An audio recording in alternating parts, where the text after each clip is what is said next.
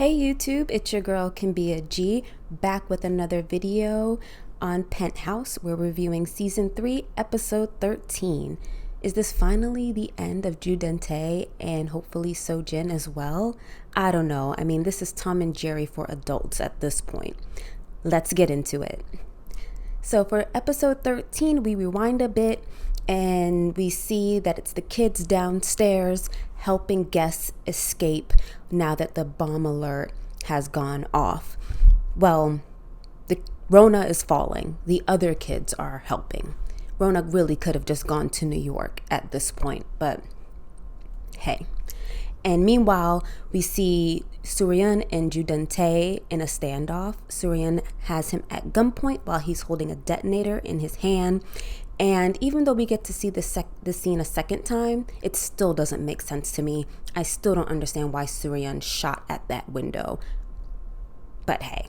We then see that it's actually Logan Lee who saves her, who helps her escape in time. But the thing is, of course, they take the main elevator down to the entrance where all the bombs are. I mean, why didn't they take the back elevator, the private elevator in Judente's safe? I mean, I really think that would have been the logical choice, but they love to live dangerously, so thankfully they all survived. But now that Hera Palace is in ruins, and so is Judente, it's time to turn to Sojin, the baddest of them all. But I don't know, I feel like they should still look over their shoulders about Judente, because again, it doesn't match the man in black who was facing down in the fountain in the beginning of season 1. So I really don't know what to make of this. But anyway, with Sojin, she has something to celebrate because now that Judente is dead, she doesn't owe his debt anymore, which I'm confused about because Uni had to pay off her husband's debt even after he died. So why doesn't Sojin have to pay off Judente's debt? Is that like a special deal made with the loan sharks or something? I don't know. Somebody explain that to me. But anyway, we find out, and everyone else finds out that she's been pretending to have dementia. She's totally fine. She hasn't been taking any of the medication that Biol was trying to give her, and she's completely competent and remembers everything. That sly devil. But I don't expect anything less from the formidable Sojin. And question, why didn't Suryan and Logan Lee just take out the secretaries? I mean, I would have gone after Secretary Do and Joe. I mean, Sojin and Dante can't really make moves without them. So if they had removed Secretary Do, then Sojin would have been very much crippled. But whatever. She needs a wingman, I guess. We also see Unbiol is working odd jobs to make money, convinced that her mom has lost her memories. She's trying to step up and take care of both of them. She can't dance, but I guess she's trying. And we also see that she meets the teacher again. Yep, Teacher Bumkisser is back, y'all. He makes a cameo and he hooks her up with a quick job to record a whole bunch of songs. She seems miserable doing it, not sure why. It looks like it's pretty easy money to do something that she already is skilled at, but I don't know. Maybe there's a scam in there somewhere, but hey, whatever. Then we also see that Yun Chol, who has woken up from his coma, is actually now blind, and he decides to leave the hospital to go and visit Rona. And then he also then later dies from being pushed off of another balcony by Sojin. I'm like, couldn't they have come up with a new way for him to go?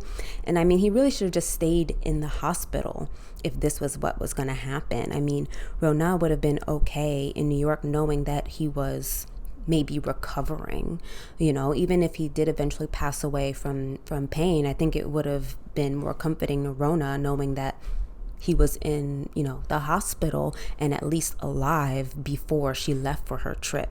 I think this is more traumatic for her, but whatever. We also see that Logan takes over Chungha group and it becomes Shimun group. I don't know. I think it should have been named Sola Group, no? But I guess it's Shamoon is for Suryan's father and his company, so I guess that's nice too.